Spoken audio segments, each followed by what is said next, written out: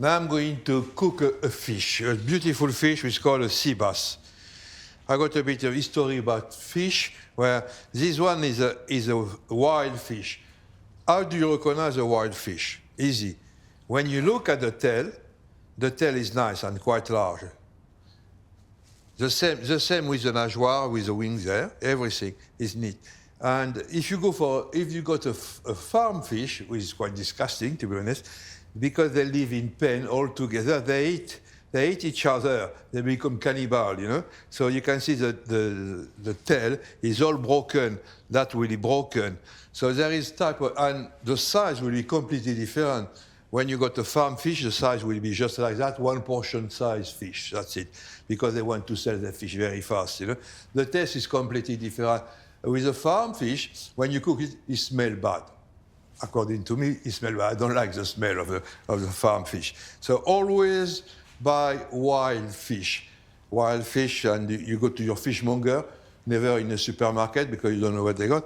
But you go to your fishmonger, you trust him, you talk about him. First, you look at the eyes, you know. And if the eyes is like that, coming out, that means it's fresh. As it's getting older and older, the eyes go inside the body and they don't look very, very appetizing. That's the way to recognize a fish.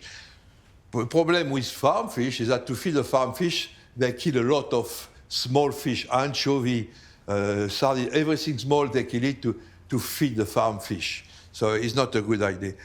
Myself, I prefer to eat a sardine than to eat a farm fish.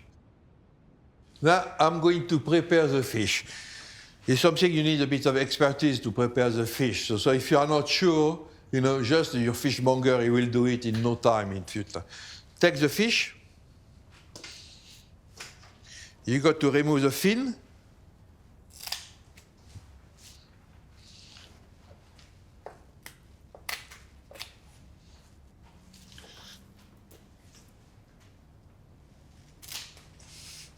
And the back, the one at the back. Be careful with the one at the back because some are quite sharp. And as you can see, look at that. And if you put them through your finger, it can be quite a bit painful for a few days.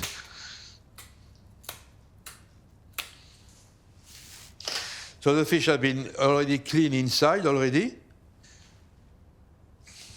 Now I'm going to remove the backbone. What you need a very sharp knife, which is called filet de sole. You know, it's a knife, you look, it's very, very soft. Not soft, but, you know, you can ply it, you know. So with a knife, you go through the skin, and you always cut, keep the blade a little against the bone. You don't want to lose any good flesh of the fish, you know.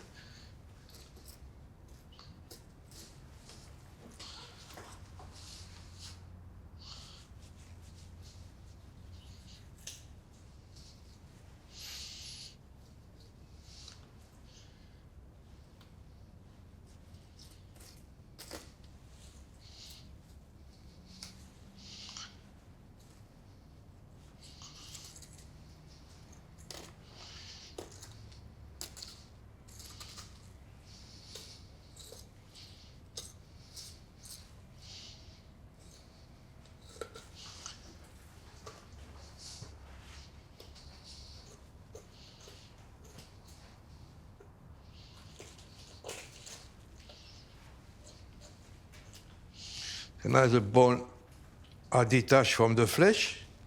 So with the scissors, you break the bone from the top. Again, you do it on the tail.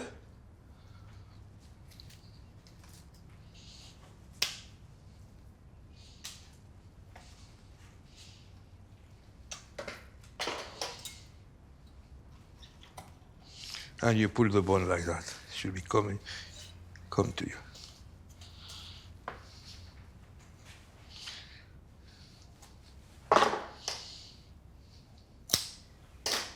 You can keep the bone to make a fish stock. You don't need to buy more bones, you know. So you see that the trick is not to leave any flesh on the bone because otherwise you lose a lot of flesh. Okay, now the fish is ready. I'm going to cook it. Just a little more thing to add. Take a nice dish.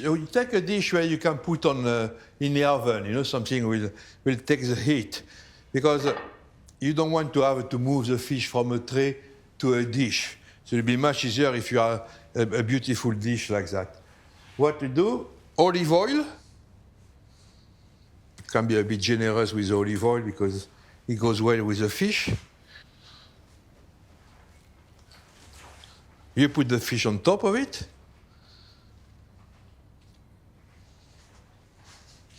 You put some. We got there, which is preserved lemon. Lemon skin will be preserved in salt and cut in dice. There I got the lemon, preserved lemon skin, and I will drop a few pieces everywhere on top of the fish. You know, when you got a beautiful wild fish like that, there's no point to do too many things about it. So just simple, especially on a hot day. So it will be the perfect choice, you know. It's simple, you enjoy it with a nice bottle of wine, and that's it. Put some salt.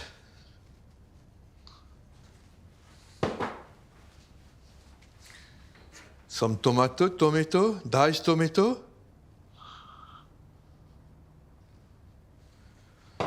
And some fennel top. Fennel is a perfect vegetable to go with fish, you know. Fennel smell of a kind of anisette, you know, what we got in France, Pernod, all those things. And it remind me of being on holiday in Provence. So we like fennel with it. I'm going to put just a bit of oil on top of the flesh. And really, that's it. It's as simple as that. You know, you cannot have a simple fish than this one. Now I'm going to bake it, to cook it, in an oven at 170 depending on the size, of course, but a fish like that will take 20 minutes to bake.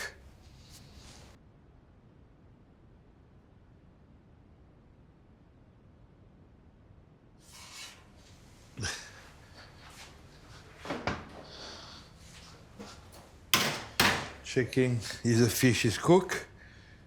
Yes, perfect. You know, when you press with your finger and you can see it's soft, that means the fish is cooked. The only thing with the fish, you've got to make sure it's not overcooked. As soon as you overcook a fish, the flesh is very dry and you're not going to enjoy it. So that's baked sea bass. Very simple, tomato, lemon, and fennel, and enjoy. Bon appétit.